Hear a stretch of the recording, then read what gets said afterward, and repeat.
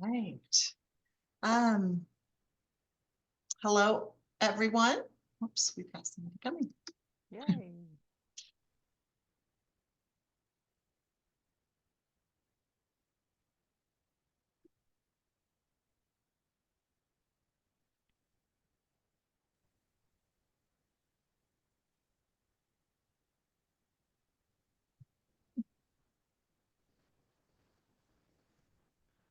All right. We've had some people trying to get on, but I think we're just going to get started. Good morning, good afternoon, to wherever you are. Oh, another somebody coming in. So I'd like to welcome Allison Kay. She is of the Fermentation School in that she's been with us since nearly the beginning. She's our resident grain expert. She creates foods that enhance the biome, um, community environment. She's a founder of Ancestral Kitchen, where she shares traditional food wisdom, fermentation, joyful eating, and practical, easy, accessible way.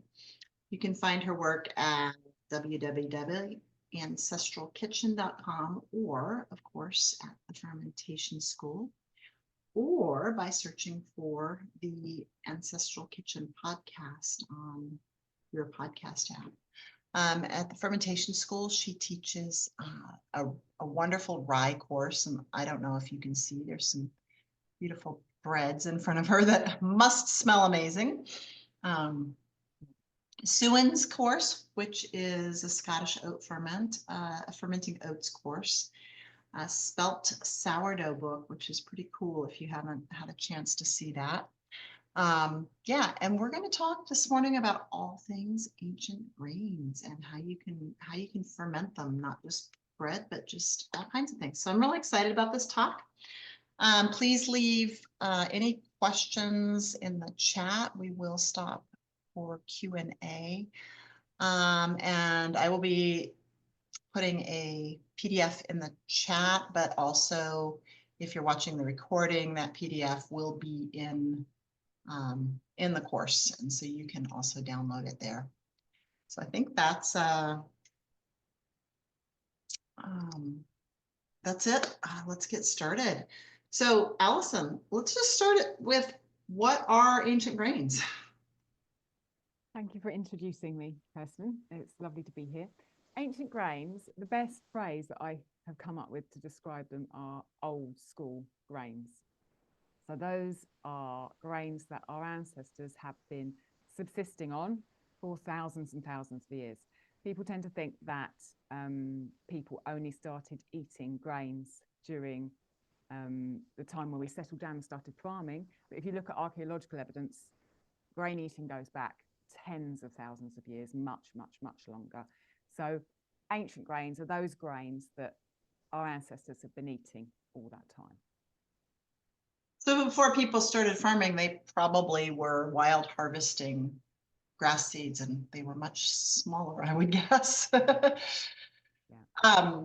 When did this change? Yeah, so the reason we call them ancient grains is because excuse me, just real quick. Could Allison turn up her audio if possible? I don't know if I can. I Maybe can put the microphone a bit closer.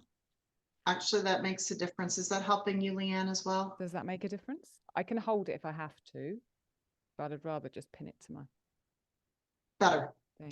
Yeah, okay. Let me know if it's too quiet again and I can hold it. Yeah, so the reason why we call ancient grains is because we're contrasting them with basically modern wheat. And the change when that happened was there was a movement called the Green Revolution, which kind of started in 1940, but didn't really take hold globally until the late 50s and 60s, where wheat and then later corn and rice were super intensively bred and hybridized to produce much, much greater yields. And the Green Revolution started off with just one guy there's a really interesting documentary you can view on YouTube, which is from PBS. The guy's called Norman Borlaug, and he went down to Mexico to work on a project to apparently help the small-scale Mexican farmers that had a problem with rust on their crops. And his absolutely intense drive changed the project into something else. And in the first few years of that project, he hybridized and selectively bred the wheat and increased the yield of that wheat by 10 times what it had previously, which is just astounding. And that sounds really wonderful. In the same kind of, with the same change, although we had 10 times as much wheat, that wheat needed a lot more water, and it also relied on chemical fertilizers. Then what happened was the kind of political situation and the increase in globalization. There was a problem with people worrying about famine in India. The population was exploding, and some pundits were saying that there was just not going to be enough food for all of the people who were all the population growth in India. And because of that, and because of politics, there were the politics of the 1940s, 50s, and 60s were delicate, to say the least. The Indian government took Norman Borlaug's work and applied it to India. So these wheat strains were taken to India, and the harvest that was produced was absolutely wonderful. So much more yield, it fed the people. And then from there, these same techniques were taken, the wheat was taken all over the world. The same process was applied to corn and to rice, the other staple crops in the world, the other big crops. And that now is what we call wheat. So if you go into a supermarket and you buy wheat, you are buying a wheat that was bred in the 1950s and 60s specifically for yield, and requires a lot of water and requires chemical fertilizers. You are not buying a grain that has been eaten for thousands of years by our ancestors. You're buying a grain that's been eaten for the last 70 years. And unfortunately, that grain relies on a lot of water. It didn't solve the famine problems in India. The government just used it as a commodity crop like everyone else has since then. It messed up the water tables in India. The small-scale farmers couldn't continue producing it because they couldn't afford the fertilizers and pesticides. So they were basically had to go to the city because they had no work to do. Although it increased yield, there are so many other ways, including nutrition, that these modern wheat varieties have impoverished us and our world. So an ancient grain, as opposed to that, is one that hasn't been messed with, that has been left outside of what Norman Borlaug and the Green Revolution did. So, for example, you might have heard einkorn, emmer, spelt, rye, buckwheat, oats, millet. Those are all grains that are, although farmers have manually over the years selected the ones that thrived in their particular soil, those are grains that are old school, that our ancestors would have eaten for tens of thousands of years, that we can still buy now. Does that answer the question? Yeah.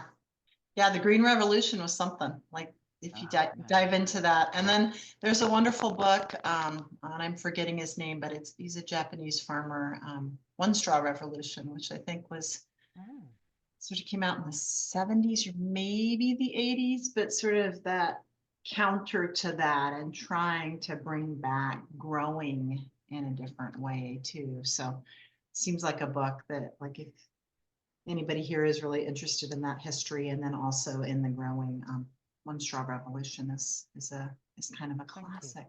Yeah. What's the difference between these wheats? Okay, so first of all, I mentioned nutrition just a few minutes ago. The wheat that we're eating now was never developed for our health. It was developed for yield. And in the past, our ancestors, like I said, would have gently selected grains that work best for them and work best in their soils and work best when they ate them. So, for example, oats have more fat, ancient wheats have more protein. I think they are much more digestible than modern wheat, especially when they're fermented. So a very small scale experiment and anecdotal, but my husband can eat ancient grain that's fermented, even if it's wheat-like and it has gluten in, but he cannot eat modern wheat. So I believe that modern wheats are much less digestible. The flavour of ancient grains is completely different to wheat. They are so interesting. There's so much variety that you can get from even, individual grains, let alone the whole spectrum of ancient grains. And ancient grains are more sustainable, like I said, because of how modern wheat was developed during the Green Revolution. It needs more fertilizer, which needs fossil fuels, which trashes our soil. And also by having this modern wheat that is a commodity crop, it's bought and sold, it's money and power, that mindset kind of pushes aside the mindset of, well, what's best for the soil? How can we grow this grain without fertilizers? And so, as well as loving the flavor and the nutrition benefits of ancient grains, I feel like using them in my kitchen is making a stand and saying, this is how I think our agriculture should be, not the way our agriculture is at the moment. Yeah. So you're mentioning rye, and I mean, I think of that as an ancient grain, but honestly, oats, I think because they're pretty ubiquitous, like wheat, as far as, just oats are easy to find. People do eat oats and porridges and whatnot. And I know they're used in, things like Cheerios, like highly processed cereal food. So have oats sort of stayed away from this hybridization? Yeah. So a lot of grains are being bred, whether it's, selectively by farmers and to some extent by plant breeders. I wouldn't say that oats have stayed away completely. And I wouldn't necessarily say that, for instance, heritage wheat grains have stayed away completely, because there has been some selection of them to develop them. But from what I've been able to access and read, it is nothing like the changes that happened in the Green Revolution. Someone hasn't come and created an oat grain that creates 10 or more times more oats and is so heavy it falls over, and therefore suddenly you have to chop the bottom of it off and make it 4 foot shorter because it can't stand up. That sort of thing hasn't been done to oats, as far as I know. That makes sense. The only thing that I will say about oats for those listening, is that from what I've ascertained is that oats, people have gotten lazy as far as waiting for the crop to dry. And unless you're getting organic oats, and hopefully that haven't been grown next to conventional oats, but they're using glyphosate so most oats now have glyphosate in them, because the glyphosate is not being used for chemical control, or maybe is too, but it's also used to harvest them because it'll kill the plant quicker, they'll dry up quicker. I'm guessing it's most grains. That's and it's horrifying. I mean, that's fascinating, because I'm writing a book on oats, and I've just been working the last couple of months on the traditional harvesting and storage methods of them. And I've got several books from like 60 or 70 years ago of people who were just at the end of growing oats before tractors and combine harvesters and everything came in. They were still harvesting them almost with sickles and scythes, and using binders drawn by horses. And in those books, they do talk about how the oats need to stand in the field. You need to be very careful about when you're harvesting them, because if you harvest them and they're too wet, then they're not going to dry. And if it rains, you've got to be really careful. And then you've got to stand them in the field in stooks for several weeks to dry properly before you transfer them to the barn and then think about threshing them. So that makes complete sense what you're saying. That totally. All these things we don't have to worry about. Yeah, we just spray them with a chemical, and then that's fine, isn't it? Yeah. Yeah. No worries, no rain, no, that won't get in the way. Okay, so let's move back to like just how did you become so interested and focused on ancient grains? Yeah. I love fermenting, and I ferment everything, you know, so I'm not just fermenting grains, I'm fermenting vegetables, and I'm making fermented drinks, etc. But I've always loved the most fermenting grains. I like eating grains. I've tried diets without grains and I don't get on very well with them, but I do know that grains are, you know, harder to digest, harder for us to break down than other types of energy source. And so because of that, I kind of started investigating, well, how can I make these grains easier for me and my family to digest? My husband, as I said, can't eat wheat. And so that kind of spurred me on. And I've just, my health has always been an absolute priority for me. I've been on quite a journey with that, and so has my husband, and so has our son since he was born. And so kind of going down that health path, fermenting the grains has come by that. I also feel really strongly, as I said, that modern farming is killing us, is killing our environment and killing our society and destroying, you know, our digestions. And so it feels like fermenting these grains and sharing that is part of me taking a stand and saying this is how I think the world should be. And then also just the flavors that are available in fermenting grains and fermenting ancient grains are just amazing. You can create completely different products with so many different nuance of flavors that are so exciting that it just keeps pulling me forward. Nice. So let's talk about that. How can they be fermented? Yeah. Okay. So the first obvious one, which you kind of mentioned when you talked about oats, is porridge or oatmeal, as you would call it in the States mostly.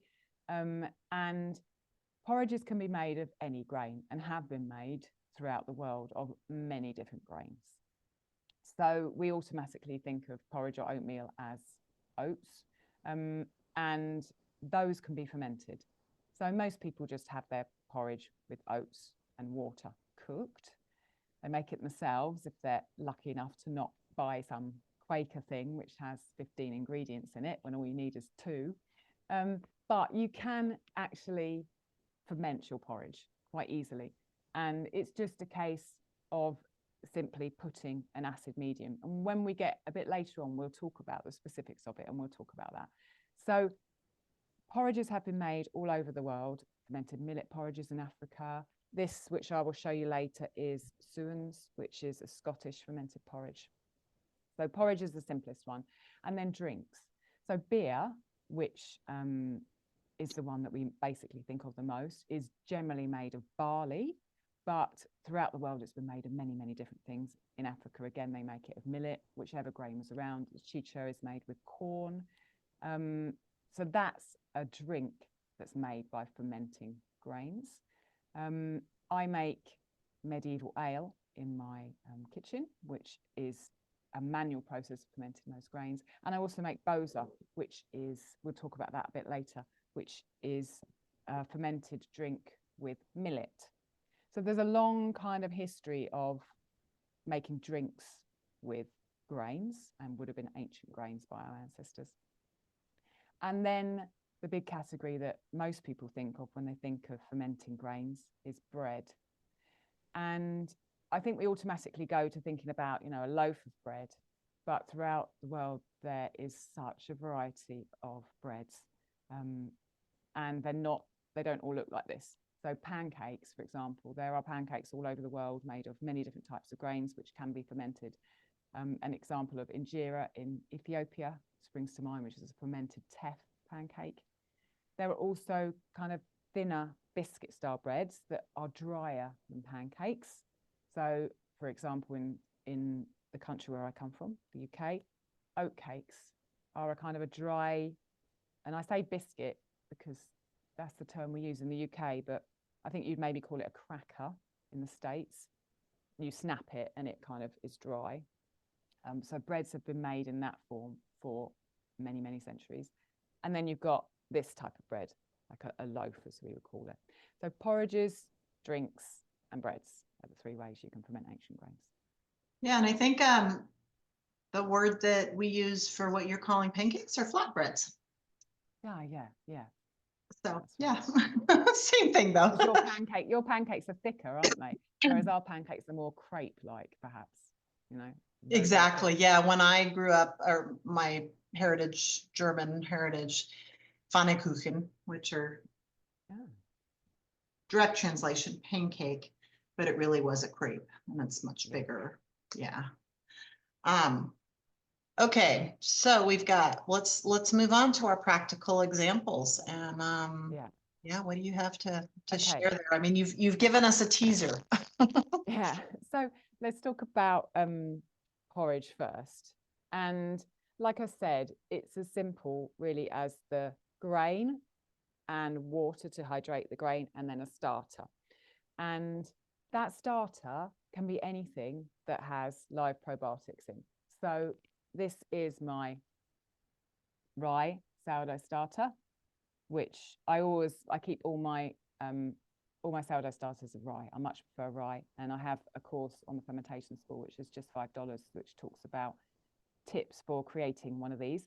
And so if I want to make fermented porridge, I will use oats, although you could use any grain, literally. So any grain that can be cracked or flaked, or even you could make it whole. It just takes longer to cook. You take your grain and put it in a bowl, and then I take a blob of my sourdough starter. This could be discard. It doesn't have to be active sourdough starter. If you don't currently have a sourdough starter, you could use milk kefir, which I have some here. You could use apple cider vinegar. You could use sauerkraut juice. I've had people use water kefir, kombucha, anything that's got that live starter, in yogurt as well. Miso. Miso, yeah, miso is really, really good. Leave it, put that in the water, pour the water into the oats. And so you've got quite a lot of water in there, and kind of break up the starters. If you've got sourdough starter or miso, for example, they're going to perhaps be a bit thicker. So kind of break them up in the water so it's going round and round in the water, more liquidy.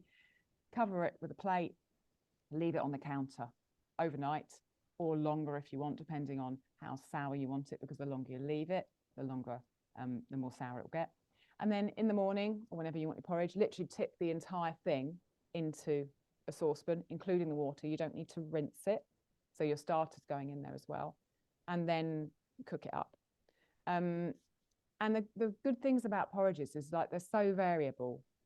I often use oats, but I also often use barley. We've just found a black barley here in the UK, which is grown sustainably. And I will crack that black barley in our grain mill and do the same thing. Put that in a bowl, put a starter in, leave it overnight, and then cook it up in the morning. When you've cooked that porridge up, you can eat it straight away. If you don't get to eat it all, or you've made too much, you can put it in the fridge. You can then use that porridge later just by heating it up again with a bit of extra liquid, or you can put it in bread. It's really good to add a little bit of it to flour and water to make the crumb of your bread kind of softer. You can use it in soups as a creamer. There's so many things you can do with cold porridge if you've got some left over. You can also apply this technique to a kind of a more polenta style dish. So polenta is, most people think of polenta as corn, but before corn came to Italy, the Italians were using millet to make polenta. And of course, millet is an ancient grain. And I often use millet. I cook millet up. I crack it in my mock mill to start with, so it's just a little bit finer than the whole grain, because millet's really small anyway. And then I'll cook it, ferment it with sourdough starter and leave it overnight, the same way that I do the porridge. And then I will cook that up with slightly less water than I do my porridge, so it kind of adheres together more. And then I will eat that as a polenta instead of a porridge. And very often I make a big batch of that, and I put the leftovers in a loaf tin, smooth them over, push it down, leave it till it's cold, tip it out, and then you've basically got a loaf of polenta, which you can keep in the fridge for 4 or 5 days, with fermented millet in. You can slice it up, have it as it is, put it under the grill, fry it. It's really, really very good. And the reason that I ferment my porridges rather than just have them with water and the grain is firstly for the flavour. I really like the flavour, and the flavour will be different depending on what you use. You know, if you're using miso, like you're saying, Kirsten, the flavour is going to be different to if you're using a sourdough starter or if you're using yogurt. So I love the flavour, and also because the action of the probiotics in the starter have been shown to help neutralise phytic acid in the oats, which, you know, if you are worried about phytic acid taking minerals away from your food when you're eating, that's a way that you can counter that. I have in the PDF, which is in the course, there's a link to a video which I did on YouTube, all about fermenting oats, and it explains all about the phytic acid and how to do it. And there's also in the PDF a link to an oat bake made with fermented oats, because I don't just use the fermented oats for porridge. You can put them with eggs and make a savoury or a sweet bake to have at any times. And also in the PDF, I've got so many different things in different places. There is the details of a 30-page ebook, which is free to download from my site. And in that ebook are the instructions for the millet polenta bread. So all of those you can access instructions for and have them and do them in your own kitchen. Right, and you've got your fermenting oats course for that true. kind of that porridge idea, and also Suins, which I think you're going to get into. But I do have one little comment question just for those of us that, I admit, like, I just haven't. I've done some. I love fermenting tough injera. I love fermenting. I do a buckwheat pancake that's fermented, but I just haven't done much with millet. And is it gluten-free? It is, right?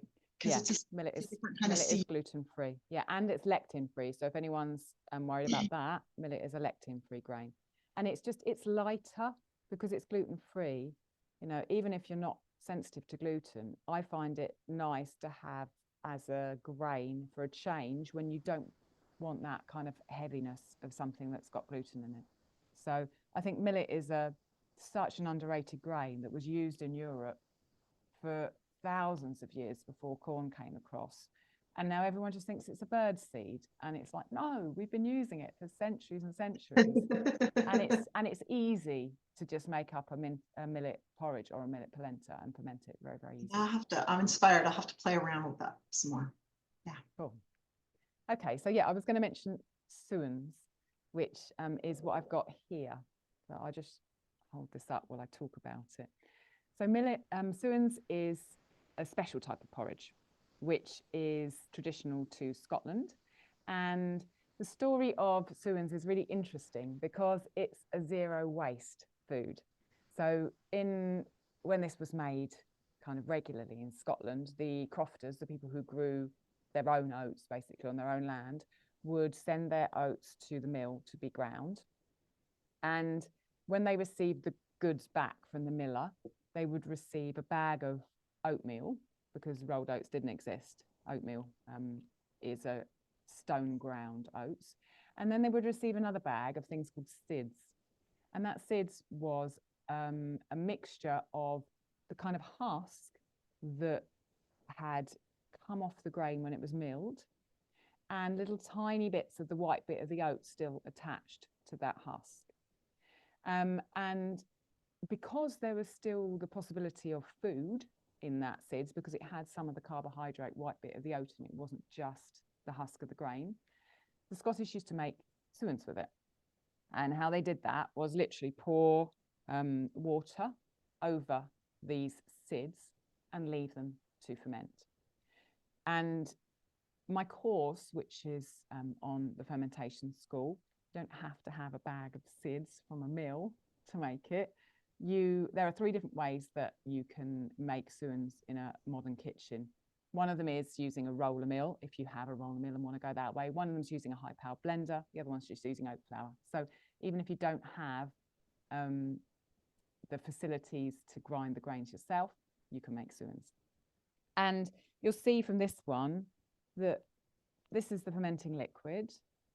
And then there's a kind of a layer of white.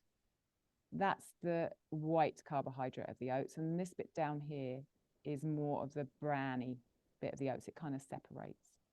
So with the SIDS, there would have also been the husks that would have probably floated or something, right? Yeah, I think there was some husks and some hulls, because the husks were taken off prior to going through the mill, and they were taken out onto a hill and kind of floated away. But some of them kind of a little bit still got attached.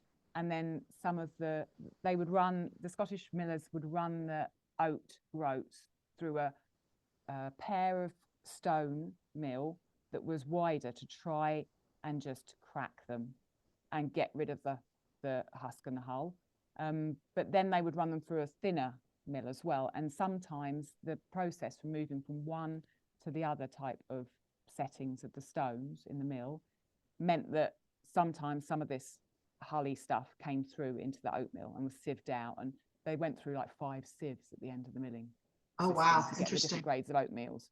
So some of it was just kind of left behind. It wasn't a super efficient process like, you know, we have now with glyphosate and massive mills and stainless steel everything. And so it was a kind of a waste left over from a slightly inefficient system. And yeah, so there would have been probably little bits of husk in there as well. When the Scottish made this porridge, they knew it was a porridge that was super digestible. So when this is finished fermenting, what they did was they poured it through a sieve, and these little white bits here would go through the sieve, but the bits of husk and hull wouldn't. And they then left what went through the sieve again, because obviously all the water's gone through, to settle. And so they'd just have the white bit at the bottom and this drink. All of this would have remained in the sieve. And then they made porridge out of this white bit. And that is what suins is. This drink at the top had a different name. This liquid at the top was called swaps.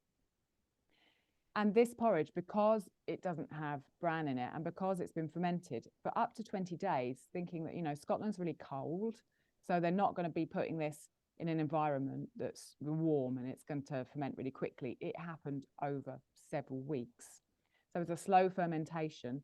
This porridge was not only just the white of the grain, so less work for our digestion to process, but also it was fermented. And it was used as a health drink. You know, if someone was ill, someone had problems digesting, they were fed suins, as well as it being just a traditional drink and porridge and drink that was drunk. I absolutely love suins. I am so glad that I found it and went through the process to make it doable for me on a regular basis in my kitchen. It is a flavour unlike anything I have ever tasted, because it's a natural ferment with no starter in it at all. It has a flavour that is so delicate. You know, it's not like I'm putting this kind of heavy sourdough starter in it, which is kind of strong and full of acetic acid, because often my rye starter, I leave it a bit too long. It doesn't taste like sourdough starter. It doesn't taste like milk kefir. It doesn't taste like apple cider vinegar, any of the starters we put in. It has its own flavour, it has a kind of a honey tang to it. It's a very delicate, beautiful flavour. And it's because it's such fine particles of oat, it's really smooth. It's almost like an ice creamy sort of texture. So I use this to make porridge with and enjoy it. I also sometimes use it as a substitute for mashed potato, because my son can't eat potatoes. So we've often cooked this up and then put 2 sausages on the top of it and eaten it like mashed potato. And I very often put it in bread. There's a recipe on my site for the suins inside a sourdough spelt bread. Again, like I was saying, you could put cold porridge in the bread. It does this kind of similar thing to your crumb. And then we drink the top bit. So obviously when you're cooking the porridge, you're going to lose the live probiotics, but you're going to get all the other immune enhancing, immune shifting things that come from postbiotics. But you can also drink this without heating it, swats, and that does have the live probiotics in it. Although I also like to heat swats and drink it with spices, which is, it's really nice, like a mulled swats. So that's Suvan. There you go. I'll just give you another look. There you go. Okay. Gosh, I've gone on somewhat. We're already like more than half an hour in, aren't we? I think I need to speed up a bit. Okay, so shall I move on to drinks? Any questions about porridge? I think people would love to do drinks. Okay, so let's do some practical stuff on drinks. So obviously this swats is a drink from an ancient grain that's been fermented. I talked a bit earlier about millet beers, which have been very popular throughout history. And chicha, I know that you did a webinar, Kirsten, last year, I think, with chicha makers in South America. That's an ancient grain. If you want to make that yourself, you can look for heritage corn. So heritage grains are called heritage. They're not ancient grains, but they're grains that have been modified slowly, is the best word I can think of, by our ancestors. So you can find heritage grains of wheat, heritage grains of corn, heritage grains of rice that were seeds that were kept and weren't subjected to what happened in the Green Revolution. So if you're going to make chicha, you should look for an ancient heritage grain, heritage corn grain. The other drink that I mentioned was ale, and I think I will try and find some pictures of my ale because I've made it loads and loads, but I don't have any to show you now. And I'll put them into the course so you can actually see pictures of making ale, which I make to an English medieval recipe, which does not have hops in it. Originally, the different definitions of ale and beer was that beer had hops in it and ale was unhopped. And up to about the 1400s in England, there were no hops in the fermented barley drink, which we know as ale or beer. Hops were introduced from the continent by people from the Netherlands and Holland and Germany. And then ale was completely changed by the introduction of hops into a drink that kept, because that's what hops do. Hops enable beer to keep by their antibacterial properties. And before that, ale was made regularly by women in their kitchens. And because it didn't keep, that's why I say regularly, it lasts maybe 3, 4, 5 days before it starts to go really sour. And so there are a lot of women, as well as making bread every week for their families, made ale for their families. So I'll put some pictures in the course. Yeah, and I think there were a lot of herbs put in it too before hops. Yeah. I know so that some of the herbs, like some of them use pennyroyal, and I'm trying to find out what that is. The array of herbs. There's a great book by Stephen Harabuna called Sacred and Herbal Healing Beers, which, if anyone's interested in using herbs in beers, and also mead is in there, that's a really good resource to read. So I make medieval ale with rye, and I've also made it with spelt, and I generally put oats in it as well because it was traditional to put oats in it in England in the 13 and 1400s. So that's ale. The next thing I want to talk about, I do have something to show you, which is this. And I deliberately didn't stir this before the call, so hopefully you can see the kind of air pockets in it. This is Boza, which is spelled B-O-Z-A. And Boza is a fermented millet drink that comes from the Balkan area of Europe, so it's kind of central towards the East Europe. And archaeologists have found on pieces of pottery from the 8th century before Christ samples of fermented millet. And they reconstructed kind of how it was made, and it was put in these big earthenware pots and then dug into the ground and left to ferment under the ground. So it's kind of like a millet beer, a bit like what is still made in Africa today, but it's not as strong, it's not as alcoholic as millet beers would be as you find them in Africa now. So I came across Boza. My son, I mentioned we've been on a health journey with him. He had lots and lots of food intolerances when he was younger, and until he was about 8, he didn't have any dairy. And I wanted to be able to give him probiotics that I'm making at home. We were making water kefir and rye kvass, but I wanted to be able to give him something more exciting and more interesting to add, because I couldn't give him milk kefir, which has more different strains of probiotics in than water kefir does. And so I started researching what could I give him, and I found this drink called Boza, which I was like, oh wow. And because it's a carbohydrate, I got all excited about it. And I saw that several people had tried making it kind of with sourdough starter and other things, and I thought, I'm going to just have a go at this and try and see if I can figure out a way to do it in our kitchen. And I did. I started small by making a small kind of starter out of cooked millet and sugar. It's a yeasted drink, you know, it's not a bacteria drink, it's very yeast dominant. And once I'd stabilized that starter and made it strong, I then cooked up some millet and put that starter into the millet with some extra sugar and left it to ferment. And it's created this drink called Boza, which Boza is still drunk in Istanbul today, and there are several shops that you can go to where families have had like the Boza shop for hundreds of years. But it is made these days mostly with other grains, including wheat, and it is much more sugary than this. So I think if I went to Istanbul and ate and drank Boza there, I'd probably have a shock, because I tend to keep my Boza less sweet. The flavour of it, it's thick, as you can kind of see. You know, if I tip it, it doesn't move, moves a little bit. It's been bubbling away. I've been listening to it as I'm talking. It's thick, and it's, again, it's one of those kind of unique flavours that comes from fermenting kind of non-standard grains. It's tangy, but it's also fizzy, literally fizzy on your tongue. So my boys often compare it to rhubarb, the flavour of rhubarb. That's kind of that tart, but sort of fizzy flavour. There's also a sweet here in the UK called sherbet, which is kind of a white fizzy powder. I don't know if you have it in the States. And it's kind of a bit like that, because you put it on your tongue and it's like it's bubbling on your tongue. It's very, very beautiful.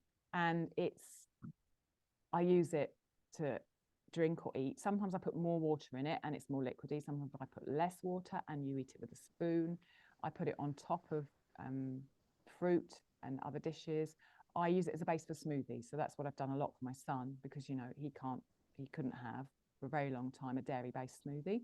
So I would put this in to the blender and then add fruit, honey, or sometimes chocolate, you know, chocolate powder, and make a smoothie for him.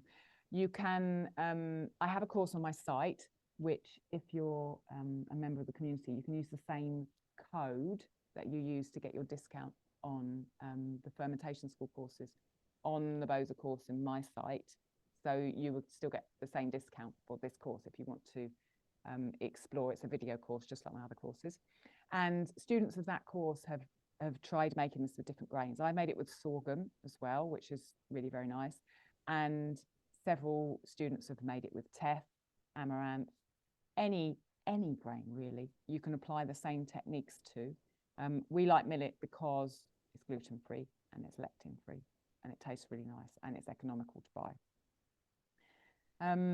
So there's a blog on my website, which I've linked in the PDF, which explains what Boza is and gives you more information. And then I've also put the link to my Boza course in the PDF. So yeah, that's Boza. Nice. Yeah, I mean, microbes like carbohydrates, and so if you give them carbohydrates, they will make something. Just to you can make it with whatever seed. Exactly. This sometimes gets so strong. If I keep the same starter and I'm doing it regularly, I notice after 6 months, the boza ferments so quickly, and it is more alcoholic and it is fizzier, because I've just kept that yeast population going to the point where it's like, oh wow, it's a big party in there. Totally. And these are interesting drinks too. I just would want to point out, because so many of our modern drinks have been clarified that maybe they weren't at some point in time. And so something like this, amazake, amazake's got all the fiber taken out of it because it's been milled so finely. But I guess what I'm trying to say is, you're not only getting the probiotics with these drinks, but you're getting fiber, you're getting prebiotics, you're getting a little bit more there's more function for your digestive system. But and we're running short, and I know you've got some beautiful bread in front of you, and you want to I have bread because that's your specialty. That's one of my favorite things. Yeah. So just before we get onto these loaves, I mentioned about pancakes earlier on.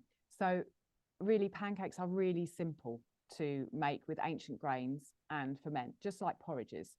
You have your flour, so you could use any of these flours. You could use millet flour, you could use amaranth flour, you could use buckwheat flour, you could use rye flour.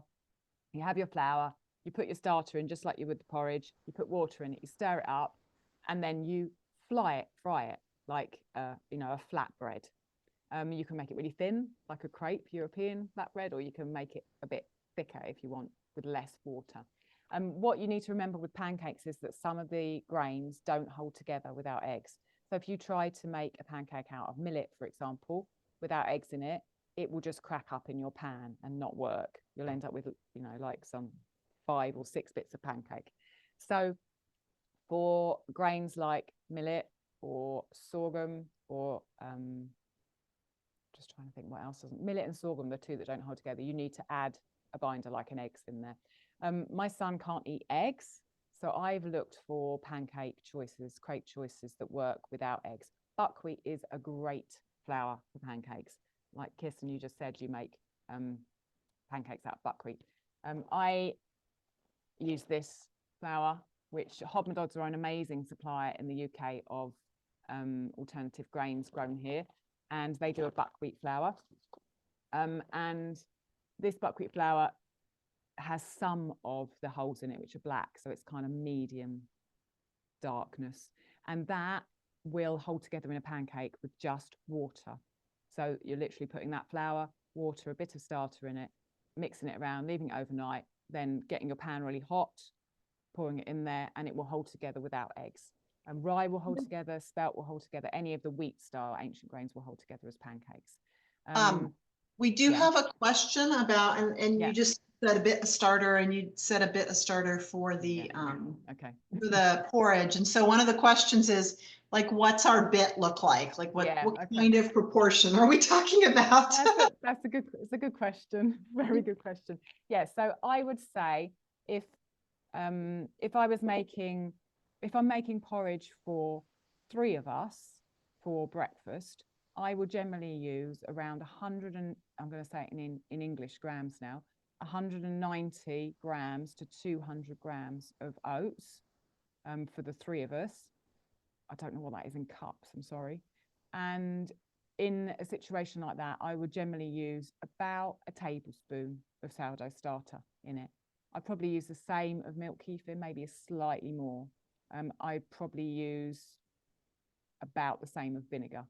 So for about 200 grams of grain, about a tablespoon of starter. And I would do the same with the pancakes.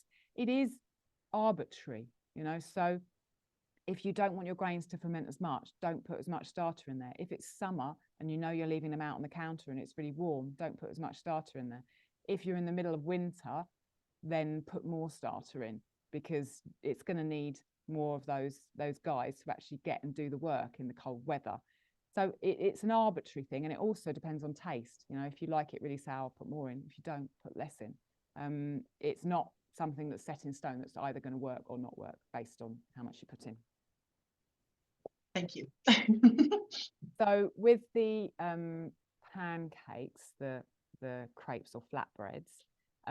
There is on my website, there's a recipe for sprouted fermented buckwheat pancakes, which is made with the whole grain, not with the flour. But in the same place where there's a millet polenta recipe, which is my free ebook, Baking with Ancient Grains, which is in the PDF that is attached to the course, there is a recipe for buckwheat pancakes made with flour, fermented buckwheat pancakes. Okay, so that's pancakes. Let's move on to proper bread. So basically, I mean sourdough. Sourdough works so well with ancient grains. I started baking with sourdough about a decade ago, and I have never baked a sourdough loaf with modern wheat. And in addition to that, virtually all of my sourdough breads are whole grain. I like to mill my own grain at home, and I love the nutrition and the flavour of putting all of the bran into the sourdough bread. So what I would say around sourdough breads and ancient grains is you need to know your grain to know how to work with the bread. So I kind of think of the types of ancient grains in three categories. The first category is the wheat-like ancient grains. So in there would be spelt and emmer and einkorn. And those have gluten, and they work similarly to wheat when you make bread. So they create, when you put water in and you knead it, a gluten mesh network is created, which is literally like a mesh. And then when the fermentation happens, the bubbles are trapped in that mesh and your loaf rises. The difference between working with these wheat similar ancient grains and normal wheat is they're higher in protein, they're much more flavoursome. You need to be gentler with them often than wheat. You can't knead quite so hard. Spelt, for example, takes longer to absorb water than wheat does. So if you're working with them, you need to, my advice would be to stick with one recipe and just do it over and over and over again until you learn what difference there is, what your particular ancient grain needs water-wise, you know, how it ferments in your particular environment. I make so many different sourdough breads out of wheat-like ancient grains. So not only loaves, this is a spelt loaf, which I made yesterday, which smells just wonderful. And this is 100% whole grain spelt sourdough. And as you can see, it's risen beautifully. It's got a nice kind of cracky ear thing going on. And when I cut into it, it smells wonderful. When I cut into it, it will have a nice soft crumb. But I also make biscuits with spelt, einkorn and emmer. I make pastry, I make pizza, I make scones, I make cakes. The book that Kirsten mentioned earlier on, The Spelt Sourdough Every Day, is on the Fermentation School site, and there are 11 recipes in there just for making sourdough with spelt. So you can see some of my recipes in that book. So those einkorn and emmer are similar. They work similarly to spelt.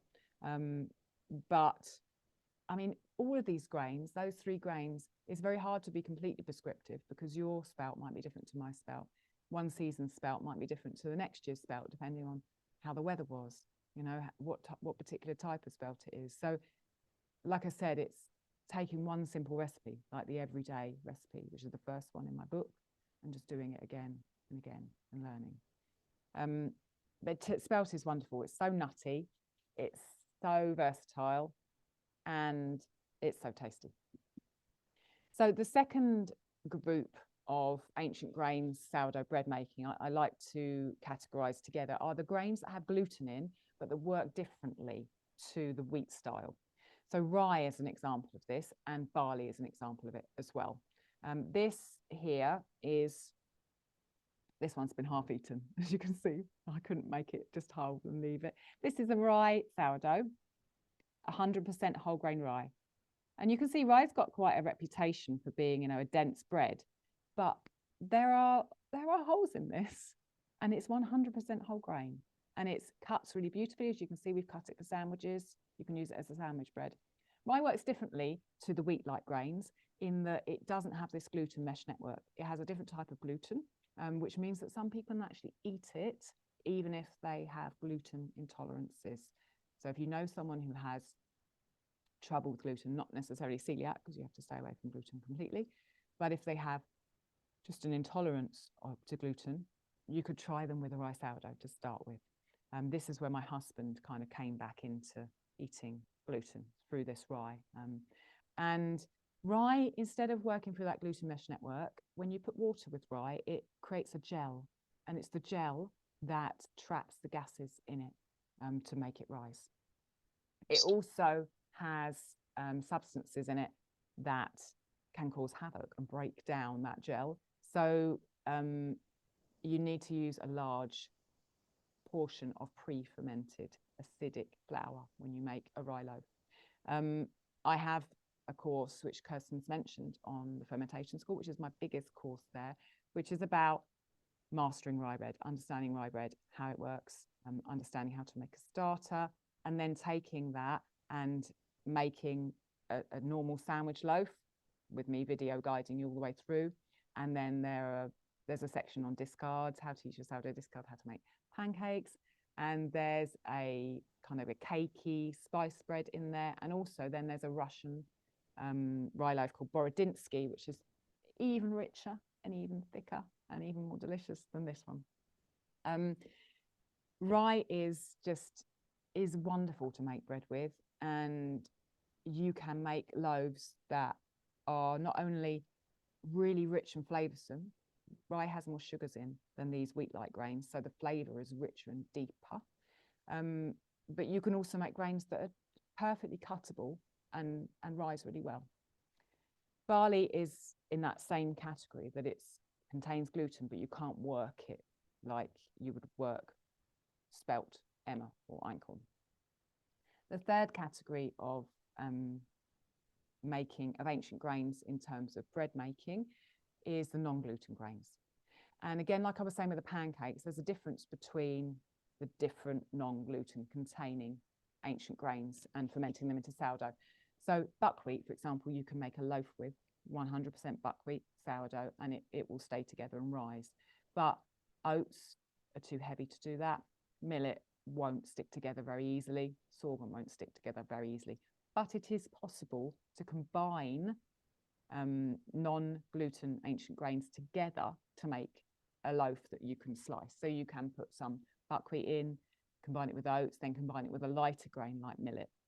There is a recipe on my website for a millet and sorghum bread, which I've made regularly for 3 or 4 years, a sourdough millet and sorghum bread, which is literally just millet and sorghum, sourdough and salt. I always feel like with the gluten-free breads that you really shouldn't expect them to be like wheat loaves, but they are bread and they are sliceable if you know how to work with the grains, and they can be delicious, but they're not going to look like one of these, or let alone, you know, someone's white wheat bread on Instagram. They're a very different animal, but they can turn out really well, you know, and we don't need to be gluten-free. And yet I've made that millet and sorghum gluten-free sourdough that's on my website for years, and we've enjoyed it all the time. So yeah, regarding kind of moving forward with these, if people want to, there's the ebook for the spout, there's my course on the Fermentation School for the rye bread as well. There's also an article on my site talking about milling flour, because both of these were made with freshly milled grains, and all of these were. The millet was freshly milled for this, and I just love freshly milling, so that is also on my site if people want that. Yeah, I think that's it for bread. And we are okay. I think let's I think we're going a tiny bit over, but I think we're fine. Yeah. We started a tiny bit late. Let's think about. I'll ask you guys. Please put any questions into the chat. And meanwhile, while you're thinking of your questions, one question I think people might have is where do you recommend people start? Yeah. I think the best place to start on anything is to try to choose the thing that you're excited about, how you want to play with it. You know, what is it that takes your fancy? Do you want to make a fizzy millet drink, or do you want to make some bread? Think about the thing that you're excited about, and think about how that intersects with your environment. So, you know, maybe you've got a grower in, you know, close to where you live that grows spout. Well, then perhaps turn to spelt. Maybe you can get millet locally. So to kind of look at where your passion intersects with what's around you. You know, you could, any ancient grain that's around you, you can make a porridge with it, you can make a drink with it, you can make a pancake with it, or you can make a bread with it. So choose what you feel like doing. There are many episodes on ancient grains on Ancestral Kitchen Podcast, my podcast. We've got episodes on millet, on rye, on oats, on spelt, so you could go and listen to those. And yeah, I'd say just go with what excites you. That's what's got me to this place now with all these ferments around me. I think is good life advice too. Yeah, completely. Yeah, well, nobody's got any other questions. I think that was very complete. Okay. And apparently the cat doesn't either. He's been listening the whole time, but he's off. Okay, I'm glad he's off to do some fermenting ancient grains. Yeah, he's ready to go. Thank you so much. That was wonderful. I'm really excited to just play around with millet a little bit. My husband, Christopher, is passionate sourdough bread baker, passionate baker, but and despite having used a lot of ancient, you know, like the wheat versions, emmer and spelt and whatnot, he still has a bit of a gluten intolerance, and so yeah, I want to play around with that millet. What did you say? Millet and the polenta bread. The polenta, and also the one you said that is a, I'm looking back at the notes, but the millet sorghum, or that you said this on your website. Yeah, there's a recipe on my site, but literally it's just a millet and sorghum bread. And you know, a lot of people when they make breads like that will put in a binder like psyllium husk or linseed. And I've made millet and sorghum breads with a binder and without a binder. And my family prefer the taste without the binder. And they'll take the more crumbliness that comes with it from not putting a binder in it over putting a binder in it. But you can use something like psyllium husk to make it even more kind of sliceable. The only thing with that millet and sorghum bread is that it doesn't last very long, so you've got to eat it quite quickly. Cool. Wonderful. Thank you so much. It's been great. No problem.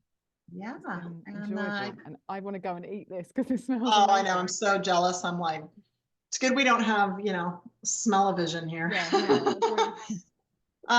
Yeah, so thank you all for coming, and the resources is in the chat for those of you that are here, and for those of you watching the recording, the resources is in the course. And so you will be able to download all of Allison's resources. And I hope that, yeah, you enjoy playing with your grains. And thank you. Have a good one. Thanks. Okay.